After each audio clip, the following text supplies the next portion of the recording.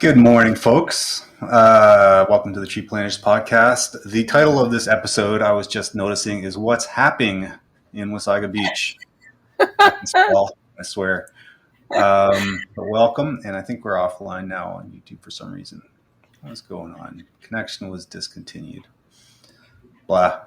Anyways, welcome. We are recording this, so we'll upload this to YouTube and then cross post with other places as well. I'm joined by Margaret as usual. Good morning. And first kind of relatively cool morning in a while. Well, yesterday was relatively cool, but those hot and humid temperatures have broken. But the grass is still brown and brittle. And we're hopefully going to be joined by Ted Crysler, who is a Wasaga Beach resident and also member of Wasaga Beach Climate Action Team. So the goal there would be to talk about what's going on in Wasaga Beach, what's happening in Wasaga Beach. What's happening? And I guess Margaret, I guess we'll just dive into it. I guess maybe like give a quick overview of what's happening, and then maybe we can get into some of the concerns around it. Yeah, first off, I'll just say that I make those spelling mistakes as well, mostly because my eyes, I have not come to terms with the fact that I need glasses when I'm typing. So I think that I've spelt it properly. I'm going with the memory feel of my fingers. I'm pretty sure I typed that properly. And then inevitably, I'm like, oh, no, actually, I didn't. So I get that too. For those that are uninitiated, here's Ted. We're talking about Wasaga Beach. We've got a provincial park there. We've got municipal lands there. A lot of people know it as a mainstay in the summer, world's largest freshwater beach, endangered species, and a local economy that's trying to figure out its way into the next century. And so there's lots of complicated things. Good morning, Ted. We're just doing a bit of a context setting for you. Good morning. Yeah. We literally just started and for some reason we got disconnected from our live streaming, but we're recording and I'll upload to YouTube and cross post to socials as well. I was wondering, Ted, if you could, there's people that know Wasaga Beach as a place where they go to cottage or to visit. But not many people perhaps understand Wasaga Beach as a community of like what it struggles with or, what the reality of it is like. Do you mind painting us a little bit of a picture of Wasaga Beach as a community, how you see it? Sure. Yeah. So Wasaga actually has a long history and goes back to really the War of 1812, when the Nancy was one of the supply ships to help the colony of Upper Canada maintain its independence from the United States. And that's actually one of the things that's been going on in Wasaga recently is trying to get support for Nancy Island Historic Site where the Nancy was sunk. So we go back to there, and of course, predating that is Indigenous history. And there have been Indigenous peoples here for a long time, of course, and I can't really speak to that history, but I want to recognize that we came after, shall we say. And after the War of 1812, there's sort of a long gap, and then we've got the beginnings of the more resort town, and you get things happening like the Dardanella, where you get people coming to experience the nightlife and the big bands and what have you. So everything started kind of rolling in the 20s and 30s, I would say, in Wasaga, and it became more of a destination for resort activities, primarily centered on the beach, of course. And it grew from that, but it wasn't an organized town in the sense that you might think of it, because it tended to be summer-based activities only, without there being four-season activities or four-season support. So it was quite a small town for a long time. And even into the 1970s, there were only, 5 to 10,000 people who lived in Wasaga permanently. But it would swell to 100,000 on weekends when people from Toronto, GTA areas would come and visit for the day or come for the weekend or for a week. So it's been known as a resort town. And for a while in the 60s and 70s, it was more of a party town. And also there was, I don't want to say violence, but there was certainly negative activity with things like biker gangs. Mm-hmm. So this became quite a problem. And the provincial park was established in the 1950s. But then the decision was made to try and uh, moderate what was going on in Wasaga and stop it from being biker oriented and sort of very lawless in some ways, to become more of a town. So the town asked the province for assistance, and the decision was made to expropriate properties along the beachfront to create a bigger provincial park, which is what happened. And then the town had its sort of commercial area towards Beach Area 1 and Beach Area 2, as they are now known. And then there's also been further commercial development. And in the past 50 years, we've seen a very high rate of population growth in Wasaga Beach. It's gone from, that 5 to 10,000 up to 25,000 people. And plans are for it to double in the next sort of 20 years or so. So, big plans for Wasaga, and there needs to be some commercial development. There needs to be an organized pattern of growth for not only residential but also commercial. And there's tensions with that because, of course, our biggest draw is the beach and the natural surroundings, the dunes, the forests, the wetlands. So we have to have some balance between it. And I think this is where we now find ourselves. Mm-hmm. Would you say that, like, when you're talking about commercial development, sorry, Adam, I'm just kind of on a track, but I'll let you jump in the next one. When you're talking about the commercial development, my understanding of Wasaga Beach is that there's a lot of people that move there that are retired, that don't really need many jobs, but also the jobs that are there for the youth or for the existing residents are not really in Wasaga Beach. They're either service oriented or like they have to commute elsewhere. Do I have that characterization correct? Um, yes, yeah, sorry, my background is going off. I'm not sure what's happening. We can hear you, but you're frozen.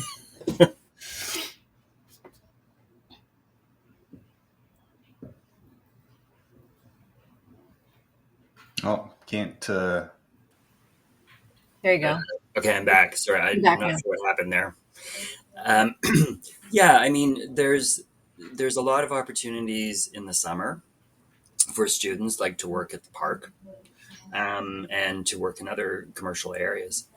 But and there's been a lot more progress made in full-time jobs, but there's no factories in Wasaga Beach.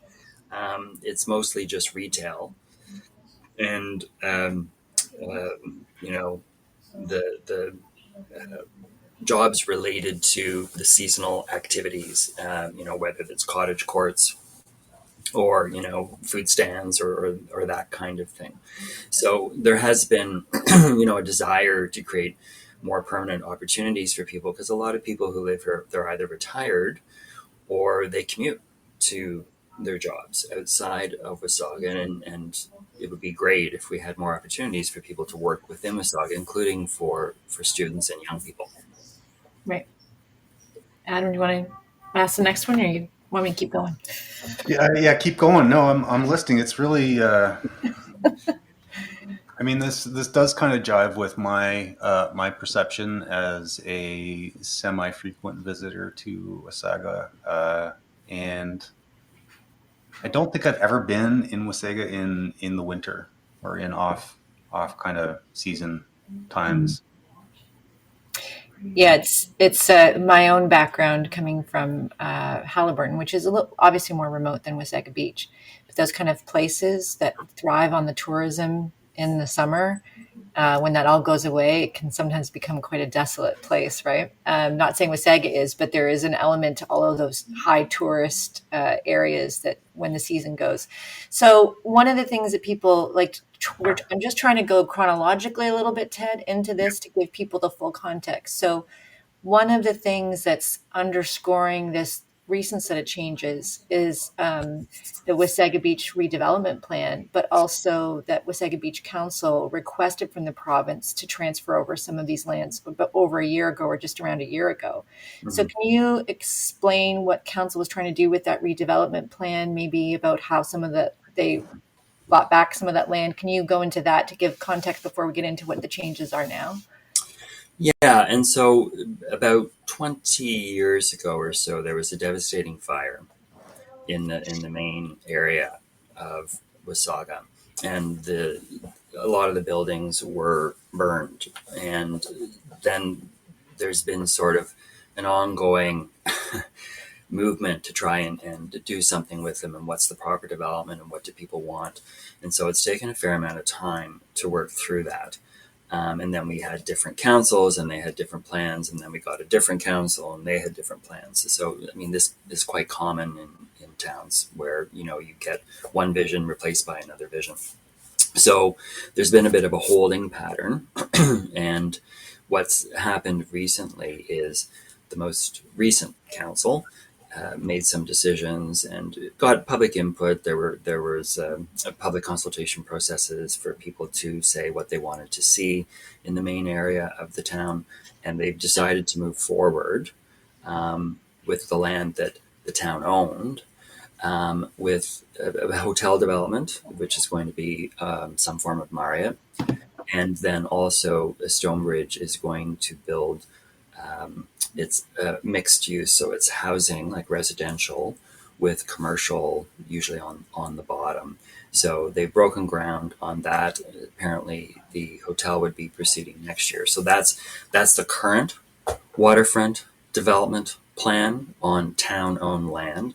In addition to that, Beach Drive, which is the road that it's quite short, really, but it goes in front of those developed areas along the beachfront, was constantly getting covered with sand, not surprisingly, Yeah. because the prevailing winds keep blowing the sand up. And so the plan for that to try and make it more permanent was to raise it and to make it hopefully so that the sand would not cover it in coming years. So there's also work being done on the Beach Drive area in front of this redeveloped zone. So that's currently what's going on. Right. Then, because I would say due to underfunding by successive provincial governments, the provincial parks in Ontario in general are seeing crumbling infrastructure and problems within the parks, and it's unfortunate because they're jewels that are owned by the people, and we should be taking better care of them. What this has led to in Wasaga is they've been unable to keep up with the infrastructure and other needs for maintenance, because they were, in my opinion, underfunded, and so we've seen, you know, less beach maintenance. And in the Nancy Island context, the crumbling infrastructure of the buildings and less appropriate preservation for the hull of the ship that is being preserved in the museum. And so there, I mean, on the Nancy Island side, the Friends of Nancy Island and Wasaga Beach Park had been advocating for some time to um, get some funds to address those deficiencies, and the town wanted to see a better deal with respect to some of the land in the more downtown area where they're doing their current redevelopment and sort of some of those related areas. So they approached the province and they were having discussions with them with respect to all of these aspects. And I think that there were probably a variety of options for what could happen. And I wasn't in on those discussions, so I don't know what they were, but it could have been transfer from, instead of it being parks taking care of everything, maybe portions went to tourism, the Ministry of Tourism. It could be that there was a management agreement between the province and the town for certain areas, or I guess the other option would have been transfer of land. So all of those discussions, I guess, happened over the past year or two, and then this led to what was announced in May, and I think that's where you're heading. And Hmm. there, in case you want to sort of ask me some questions about I'm this. clarifying. Well, and I think what's really important is that these issues are not just something that came up over the last month or two, right? People may No. know of it now, but this is a long-standing issue that the town has been grappling with. Because to your Yes. point, there has been, the fire was devastating. The rumors about Wasaga Beach, all these sort of things have really made an impact on the local economy and the local residents there. Yes. And so I agree with you that there has been a consistent underfunding in lots of places, parks being one of them.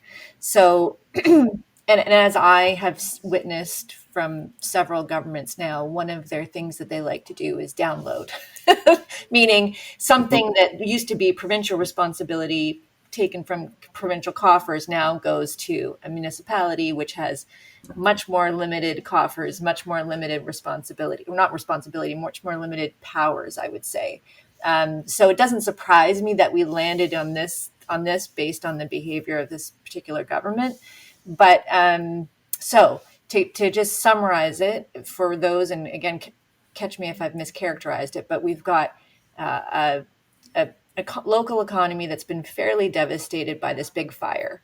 There's been lots of conversations happening over decades now about what Wasaga Beach residents, what the town, what the province wants to see kind of happening here. Redevelopment plans are happening for areas that the town already owns. But now we come to this next section where the town made a formal request, and it was unanimously approved, as far as I know, by council to say, can you transfer over environmentally non-sensitive lands, which is key, and No, in not their quite. motion, pretty sure in their No, motion, so they said the wording is a little bit nuanced, a but little more nuanced. Okay, it yeah, it asks for the beach sections and additional non-environmentally non-environmentally sensitive sensitive lands. lands, So right?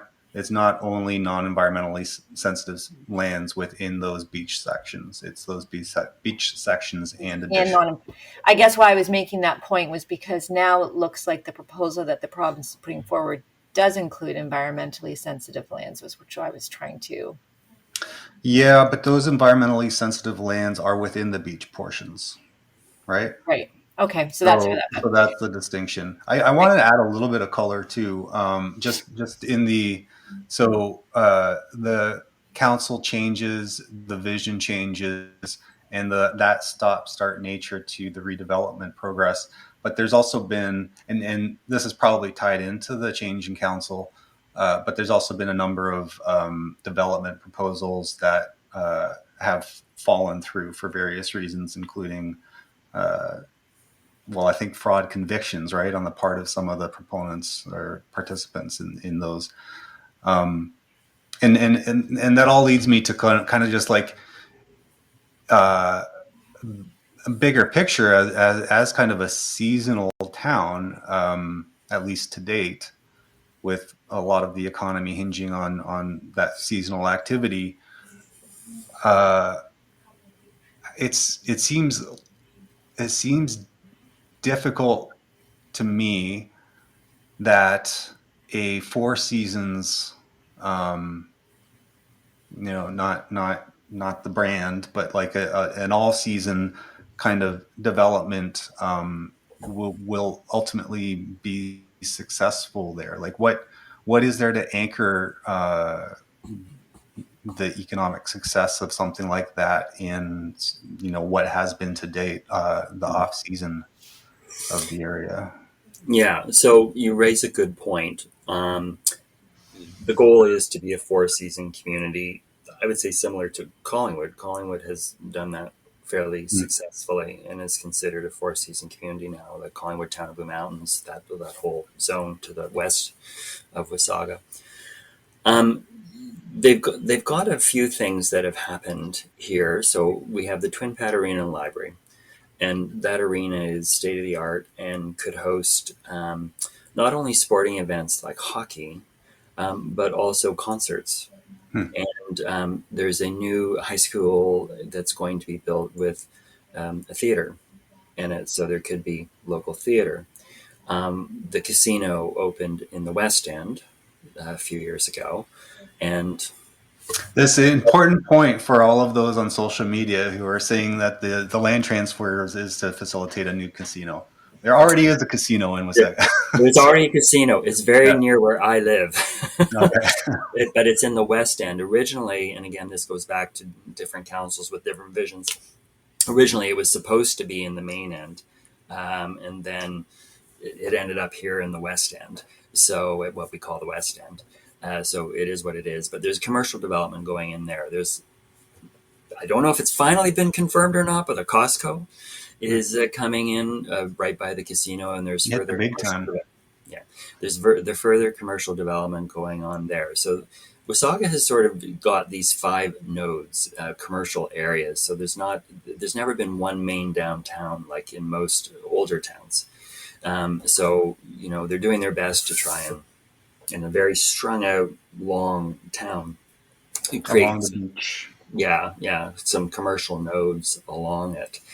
And so there's more of these things coming. The hotel the theory is, will help bring in people year round. They can host weddings, they could host events, they could host conferences, small ones, but and so there might be things that jump off from that. With the redevelopment of Nancy Island, it could help become a more four-season as opposed to summer only attraction, which is what happens with the Discovery Harbor and St. Marie among the Hurons, which it's now going to be associated with in Huronia Historical Parks under the Ministry of Tourism. So those are all developments that are, helping to roll towards a more four-season approach. And I presume the goal will be with any further development that's going on, some of it commercial or some of it tourism oriented, that it would be oriented towards four-season use rather than solely summer use or summer experiences. And there's things that could happen if you had wellness things that are associated with it. That could be four season, and there could be other attractions that are more four season as well. So there's opportunities. We don't know any details. Is where we're at, but everyone, I would say, in Wasaga Beach would be supportive of having a more four season economy as opposed to solely summer, because it would help with the tax base. Right? If you have more paying commercial taxes, you're not so reliant on residential property taxes. So everyone is supportive of that kind of approach. Now, again, you may want to. I'll stop there. We can go into like what's proposed now. I know Adam. I don't know. Adam has a map, and we can discuss. He can put it up when he sees fit. But so we wanted to give people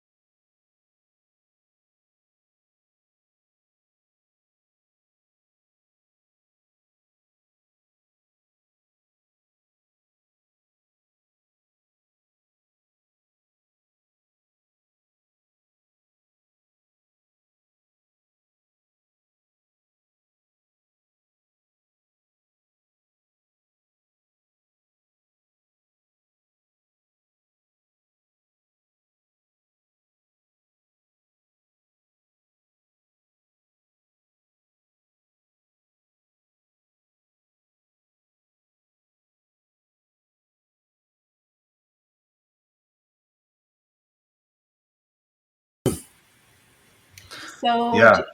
do you guys want to, between the two of you, explain what the province is proposing and some of those details? Because there's what Adam and I have been noticing is there's been quite a lot of flattening of this issue and making it very much like this is what's happening. It's all being sold to developers, everything. And we're not trying to here to say that it's all good or it's all bad, but to try to parse apart the things that make sense, the things that have historical context, and then what are the actual concerns about this proposal that Yeah. have nothing to do with Wasaga Beach growing as a community, but maybe have more to do with provincial policy and precedent setting, Yes. rather than flattening it into a discussion of like this is just all terrible. That's what we're trying to parse apart. So maybe I don't know, between you and Adam, Ted can outline what's been proposed. Yeah, it's a more nuanced thing that's happening. And number one, I will say, as a friend of Nancy Island, I worked at Nancy Island as a student for 3 summers, so it's near and dear to my heart. Uh, I think most people, in fact, I don't know anybody who isn't happy that Nancy Island will be getting $25 million to be redeveloped like appropriately and to ensure the integrity of the hall, proper preservation, and the transfer to the Ministry of Tourism is a good thing. And being part of the Huronia Historical Parks community will be a positive thing as well. So I think there's a lot of excitement about that. And recognizing its place in history, and it's a significant piece of our history that a lot of Canadians don't know about, and even people in this region don't know about. If it weren't for the Nancy and the crew, including voyageur and Indigenous peoples, we could all be American right now, because it helped ensure that we kept control of the Upper Lakes in the War of 1812. So I want to say that from the beginning is I really don't know anybody who's unhappy about Nancy Island becoming part of the Ministry of Tourism, going away from Parks. Parks just wasn't getting the funds to properly support it, which was unfortunate because it wasn't that they didn't want to help, it's that they didn't have the funds to help, and they were strapped. So that's number one. Then you get into at the announcement in May, the premier did say that the transfer was based on the beach itself always remaining public. So that is an underlying part of the deal. The water lots that the province owns are not being transferred.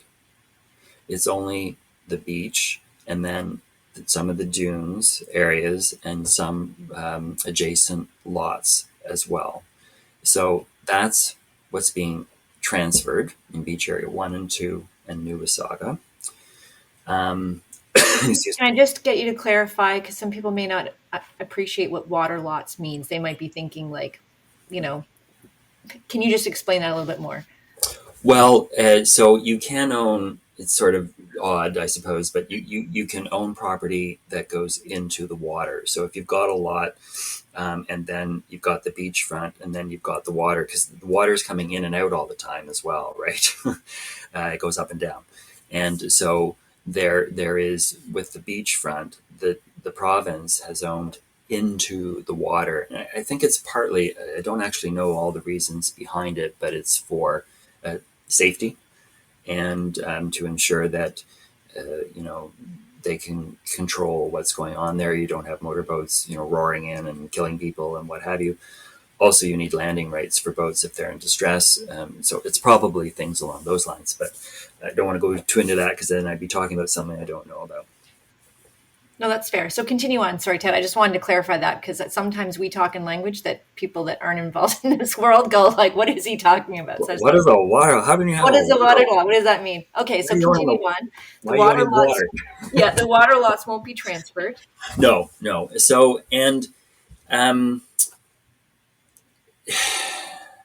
so the concerns are on the environmental side, particularly with the piping plover bird species, which is an endangered species and has been nesting in Wasaga. It's one of the 4 main remaining nesting sites for this species, mostly in the Beach Area 1 zone. That it's going to continue to be protected. So many people in the environmental sphere are concerned that if you transfer from parks to the town or anybody else, that there may not be the proper ecological knowledge and systems to support it. So that's one area of concern.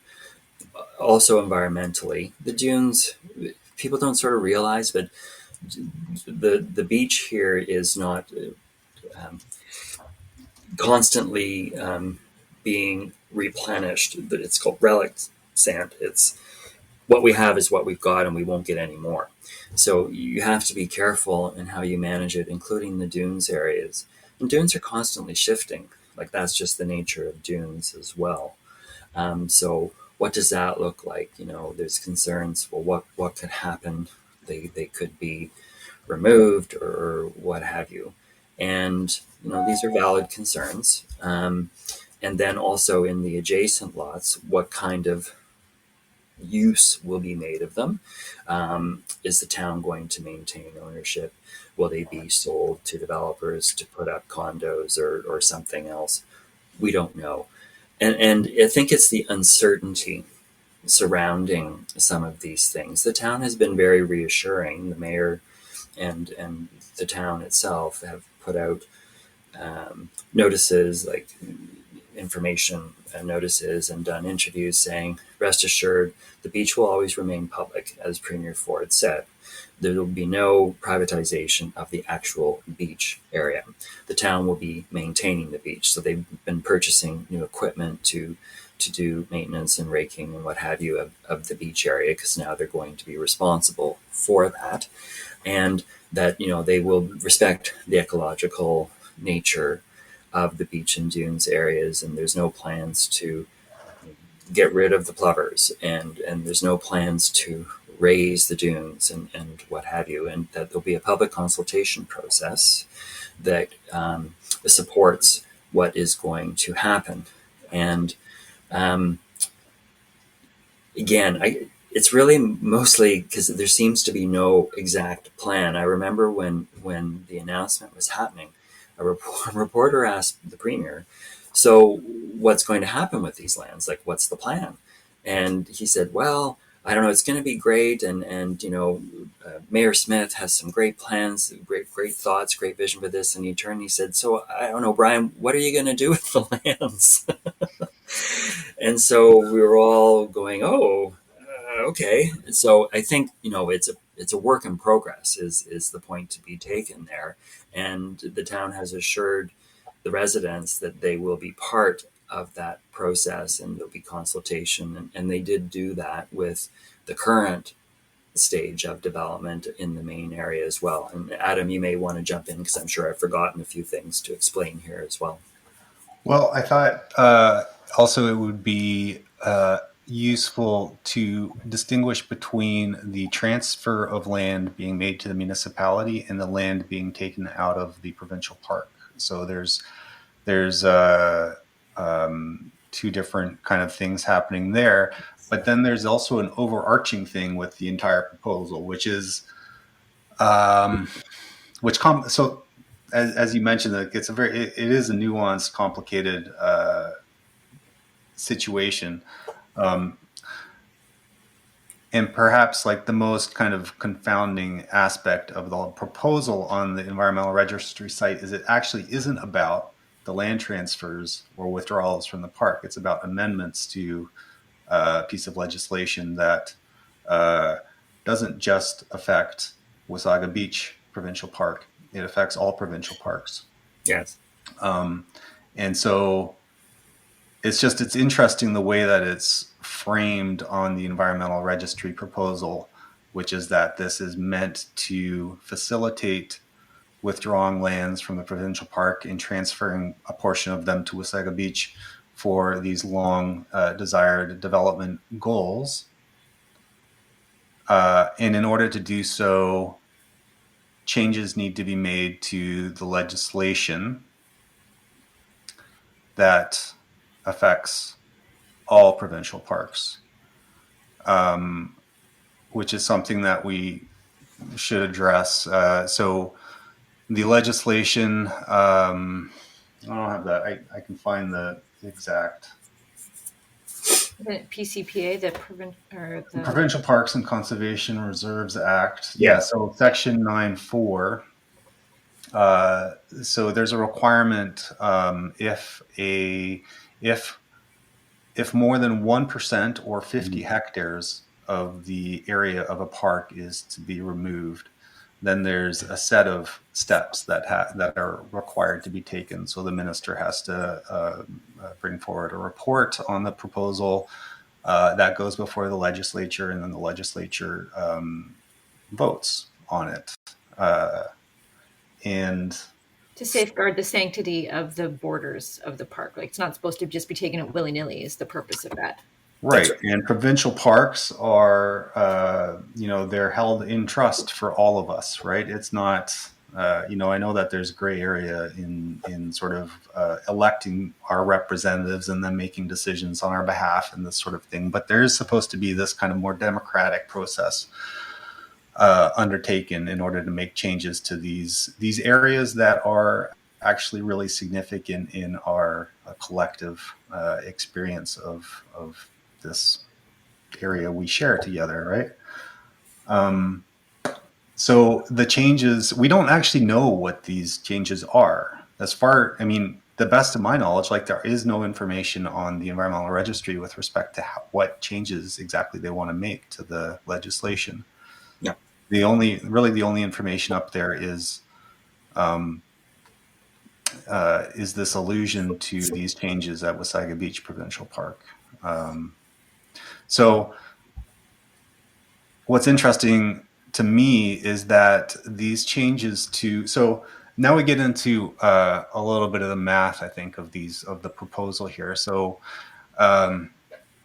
altogether, the amount of land being removed from Wasaga Beach Provincial Park is roughly a third of the area. It's a significant chunk, and easily more than that 50 hectares, easily, obviously, more than the 1%. And that includes these underwater portions, Nancy Island, these beach areas. But then when you sort of whittle it down to the sort of practical areas that there's a use case involved in terms of their transfer to the town,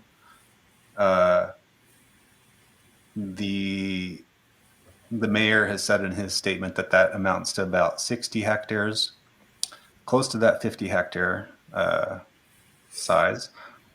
But then he's also added that only about half of that transfer would be used. The other half is environmentally sensitive area, which would remain protected. So now you're getting down to like 30 hectares, which is under that amount, under that limit, less than 1%.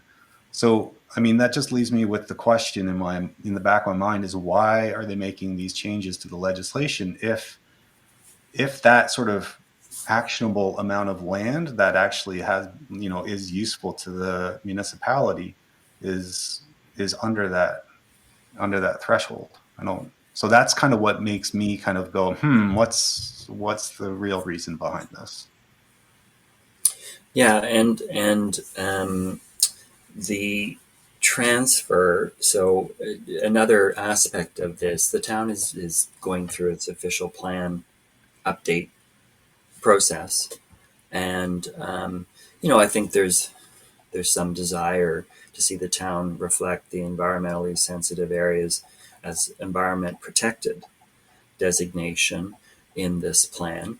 So, the beach area and the dunes area, since they are environmentally sensitive, they should be properly designated so that they can't be developed. Because the dilemma, I've alluded to council in, council out, different visions. There'll be a new council in 2026, and we don't know what they will want to do. And because there's no legislative That's right. protection above the municipal level to Yes. sort of lock those protections in stone.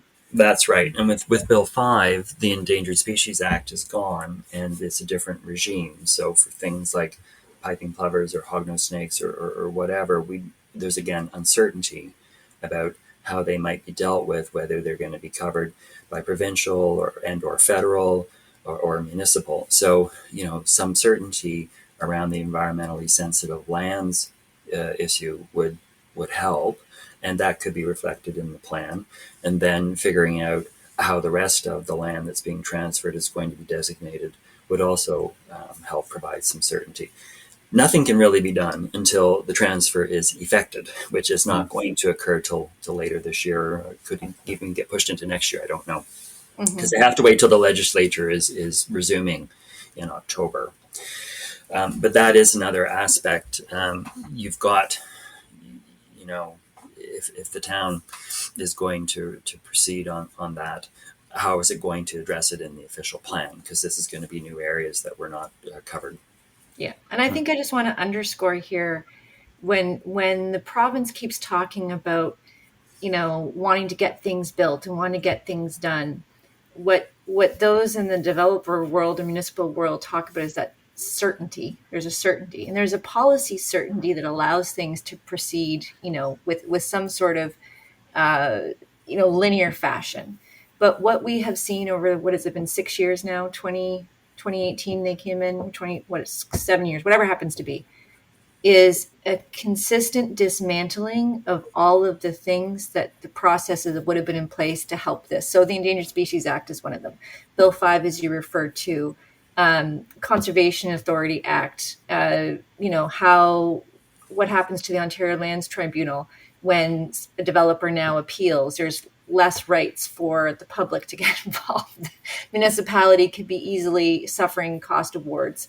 Like all of these things, that constant dismantling has left, municipalities always had a difficult time going above and beyond provincial policy. But now the safety net that was there at the provincial level is just not there. So this is kind of my concern with it. It isn't that the municipality is evil-hearted and they want to take out the dunes, but the practical nature of it is first, this council can't bind, even if they're well-intentioned, they can't bind a future council to certain actions. No. So that's fine. You're going to have a new council, and you're going to have successive new councils. Whatever policies are put into the official plan now can be appealed to by developers with more concern about, you have to have more experts, and you don't have as much with like it just becomes a bit of a mess. And then you can't, the reason why that park policy was important, even giving all the context, was because at least there was an ecological priority for those lands, right? That's what the policy is supposed to protect. You take it out of there, you put it into municipal policy, they put in something really stringent, let's say, and now you don't have any real provincial policy, because the OLT, the Ontario Lands Tribunal, where they go to appeal these cases, is going to defer to the strongest policy, which is generally the provincial policy, because developers can argue that municipalities are going above and beyond. That's not necessary. The province has set something up. And so now you're looking at it from a perspective that the thing that municipalities could use is like, well, at least we have the province to argue for this, is no longer there. And that doesn't mean everything is lost. At the same time, it doesn't give us much assurance that this is going to be managed well, even if the town is well-intentioned, because all it takes is the wrong set of circumstances and no provincial policy to protect those things. And now we're back into an uncertainty, which makes everybody freak out, because we have seen the habits of this government, unfortunately, are not about environmental protection, and they're not about sustainable development, and they're not about long-term vision, to be quite frank. So that's the part of this that kind of irks me a little bit, is that it's not the town is a terrible party. It's more of that they are limited in a very unsafe, environmentally nasty kind of provincial policy ethos, that they really don't have the support to do the right thing, even if they wanted to do the right thing from a policy or legislation perspective. Yeah. And I share the concern with the wording that was put forward. We don't really know the goal of the wording change. When they put it through, it could be quite specific to Wasaga Beach only, or it could be framed more generally to say we're changing the regime for how we remove parkland and will simply go to executive council, i.e. the cabinet, instead of to the actual legislature. I mean, when you have a majority government, if it goes to the legislature, you're still going to pass it anyway. But having that democratic aspect taken away and centering it in the executive side, I don't think is a good idea. But again, we don't know that that's how exactly it's going to play out. And the province has sort of said, no, this is specific to Wasaga, but we don't see the details of that yet. And I think you're also right, Margaret, to point out that there's just so much uncertainty about everything right now that trying to blue sky this is very difficult. Like, we don't know how it will play out in the end. And I do believe that the current council is well intentioned. I think a lot of non-Wasaga Beach people look at the transfer of the actual beachfront itself and are going, well, why isn't the province keeping that and just transferring, as Adam pointed out, the lands that might be more subject to economic development of some sort? I think that's a question people are asking, and I don't have the answer to why that went that route. The town made it, I guess, a point that they can maintain it better than the parks can, and that's what they're going to do as far as the beach itself goes. I mean, that's a good point. I mean that. So I mean that rests in my head as like the key question too, because also if you're just looking at those kind of developable areas, at least currently developable areas, that seems pretty clearly under the threshold, and they'd be able to do that without having to go through this Section 9(4) process in the legislature. But then your point to maintaining the land, and Margaret's earlier point around sort of and yours, which you back the lack of resources that the parks have had to be able to address upkeep and maintenance in modernization of the facilities. I know that there's been with Allenwood, for example. It's my favorite beach. It's absolutely a beautiful beach, a bit off the beaten track, less crowds than the Beach One area and that sort of thing. But the washroom facilities there are disgusting. Like you don't want to get anywhere near those things. And I know that there's been periods over the last several years where they've also been closed during peak season because the park has lacked funds to be able to maintain them properly. So the town has a legitimate concern there that perhaps they can actually maintain these areas better, and and that sort of goes towards that goal of bringing more people and making it a more desirable destination. The lack of maintenance reflects poorly on the town. Like, this is the dilemma, which irks the town, because we're going, well, it's not our fault that it's not being maintained. It's the province who's supposed to be doing it, and they're not doing it effectively. And again, I say because of underfunding. But the people who come here, the tourists, don't know the difference. Yeah. Mm-hmm. Is there any money that's going to be given to the town to help with the upkeep at all? Well, they gave a few $1 million with respect to coming up with plans and designs for the future development and what have you. But it's I think it's $2 million. Don't quote me. So a small amount of money towards that, and I believe that with some of the purchase of equipment, some of the money would go towards that as well, like the special rakes for the beach and that kind of thing. Yeah. So I think there is some plan to provide some funds, but I don't believe there's any plan to have like an annual maintenance budget that's going to come from the province. So, there's another uncertainty is, well, how are we funding this now as the town? If the town's taking it over, we're going to have to pay for the maintenance activities and any upkeep and infrastructure costs and this type of thing. So how is that going to be addressed? And, the town's going to have to come up with some plans for that and share it with the citizens, with the residents of the town. Mm-hmm. This might indicate another issue, which I don't really know anything about, but it's curious that Wasaga Beach is the most popular Provincial Park, has been for the last 3 years running, and prior to that, and certainly prior to the fire as well, was the most popular provincial park. Um, and so it's just like, I wonder if there's something in the park funding formula, and maybe fees, visitor fees. I think for Wasaga, a large part of that's probably parking fees and things like that. Mm-hmm. Um, Goes back into the general pool and then is dispersed based upon whatever sort of leadership determines the needs of the various parks around the province might be. And Yeah. so maybe Wasaga is getting a little bit of a short shrift there. It's subsidizing some other parks, perhaps. Yeah. And I don't know all the financial side of things. I don't know if there are any parks that are actually self-sustaining, like the money they bring in covers all the costs that they do. Mm. Um, there may be. I don't believe Visaga is one of those. The money it brings in doesn't necessarily cover the costs of the annual upkeep. Mm-hmm. Maybe it does, but I don't believe so. So, we don't expect, well, listen, I don't expect that parks are meant to be money making ventures that are necessarily self sustaining.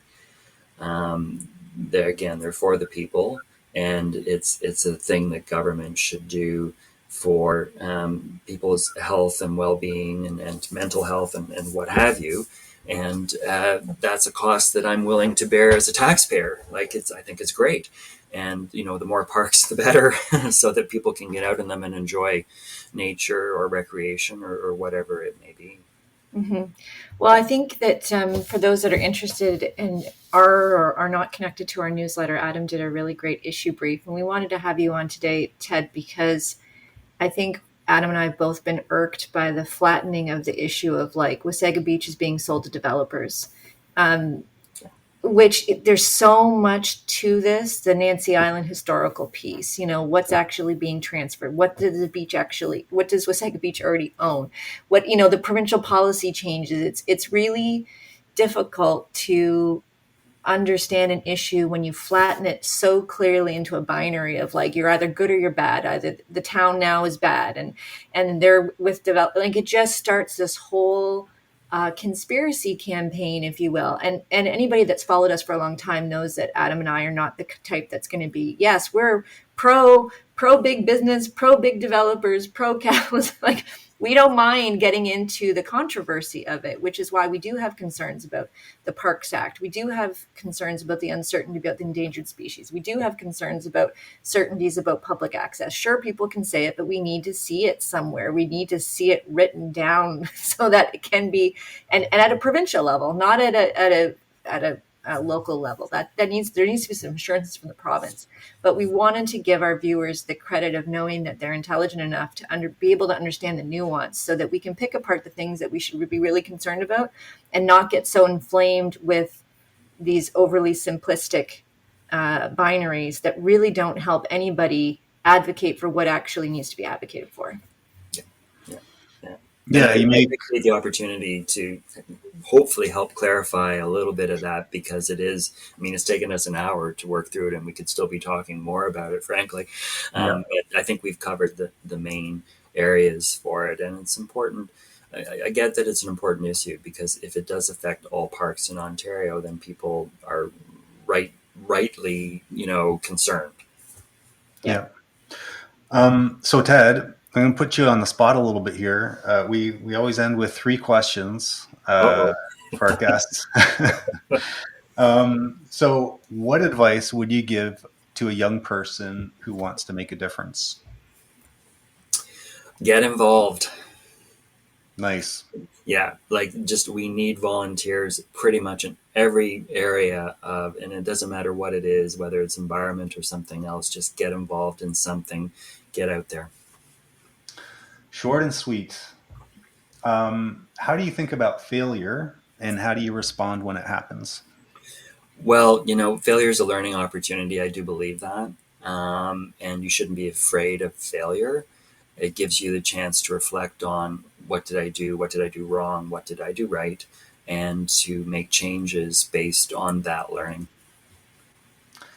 And what's something you've been enjoying recently? It could be a book, a podcast, a song, an album, an activity, whatever. Well, I do live at Wasaga Beach. Yeah, right. So I've been, because of all these hot evenings, I've been spending a lot of time in my hammock. Oh, And nice. I'll just put on the tunes and sit back and maybe sip a cool beverage and enjoy the stars if it's a clear night. And there was one night I had a lot of falling stars. It was a meteor shower or whatever. I went, whoa, whoa, whoa. That was really great. And I've been doing as much reading as I can as well, both sort of pleasure as well as more dense reading, and trying to get through as many books as I can, which I try and do a lot of in the summer when I've got hopefully a little more time. But there's been a lot going on, so I haven't been able to do quite as much reading as I might like. How about one of those books? Anything pop to mind as something that people might enjoy? That's a little bit off the beaten track, perhaps. Well, I read Nexus by Yuval Noah Harari, the history of information networks, and I've been encouraging people to read that book because I think it's really helpful for understanding how we've got to where we are with social media and where we're going with artificial intelligence. I read a few years ago The Next Civil War by Stephen March, a wonderful Toronto-based journalist. It's all about what's going on in the US and what could be coming down the pipe in the next sort of 50 years as well. And Yikes. yeah, so I think that those might be good books. And if you're looking for a more fun read, there's Adam Schultz, Shoalts. He does these amazing. He's a explorer, adventurer with the Canadian Geographic Society. He does these amazing canoe trips into the middle of nowhere and what have you, where the falcon flies alone against the north beyond the trees. The history of Camden Tim maps. Really fascinating. He's got a PhD, but he's very approachable. He's got a dry sense of humor. I've seen him in person. His books are fantastic. If you get a chance, give him a read. Awesome. Great. Awesome. Well, thank you so much, Ted, for coming on. And I hope for the viewers get a chance to read Adam's issue brief. Wasaga Beach Climate Action Team is one of our coalition members. And if you live in the area, or if you're concerned about the future of Wasaga Beach, then I would suggest getting connected with them because they're right in the middle of the hot spot. They have good connections with council and local agencies and are really concerned about obviously climate, but also the future of the beach and everything that happens there. So do you have a website, Ted? Yeah, the Wasaga Beach Climate Action Team, you just Google that, you will find our website, and it's got a lot of information and links and what have you. So yeah, I do encourage, if you've got concerns, please do reach out. We'd be happy to chat with you, or if you want to volunteer and work with us or come to our meetings, that would also be great. All right. Anything else, Adam? We're back next week. We're back next week. I don't think I'll be on next week, though, because I have a conflict. I have a meeting somewhere else. So it might be Adam on his own next week. I just told him. Surprise! Next week should be really interesting too. We have Ray Tamalti. He's an academic professor at McGill, I believe, and he is his area of expertise is urban planning, 15-minute cities. So we're going to talk about 15-minute cities, what they are, some of the myths and misconceptions around them, and maybe get into that whole conspiracy theory area a little bit too. Oh, sounds good. Yeah. All right. Well, thanks everyone. And if you like the podcast, of course, subscribe. And actually, for the first time ever, I left a review, I rated a podcast, and it's actually relatively simple to do, but apparently it helps a lot in discoverability. So give that a shot too. All right. Thanks. See you next time. Thanks, everybody. Thanks. Bye-bye.